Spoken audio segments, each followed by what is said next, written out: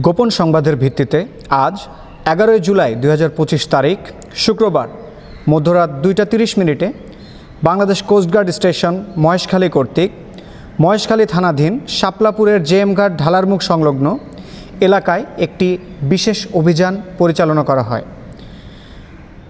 অভিযান চলাকালীন উক্ত এলাকায় অবস্থানরত ডাকাত সদস্যরা কোস্টগার্ডের উপস্থিতি টের পেয়ে বিক্ষিপ্তভাবে গহীন পাহাড়ের দিকে পালাতে থাকে।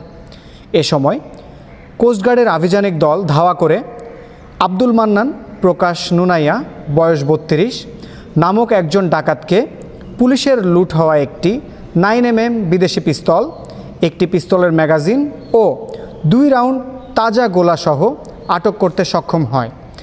আটককৃত ডাকাত মহেশখালীর কালারমারছড়া এলাকার বাসিন্দা। তার বিরুদ্ধে বিভিন্ন থানায় হত্যা ও অস্ত্র আইনে একাধিক মামলা রয়েছে বলে জানা যায়। আটককৃত ডাকাত ও জব্দকৃত আলামতের পরবর্তী আইনানুগ ব্যবস্থা গ্রহণের কার্যক্রম প্রক্রিয়াধীন রয়েছে। কোস্টগার্ড কর্তৃক ভবিষ্যতেও এ ধরনের অভিযান অব্যাহত থাকবে। বান্ডেল থাকলে প্রতি সেনমানিতে টাকা বাঁচবে। বিকাশ সেনমানি বান্ডেল কিনে জিতুন প্রতি লেনদেনে।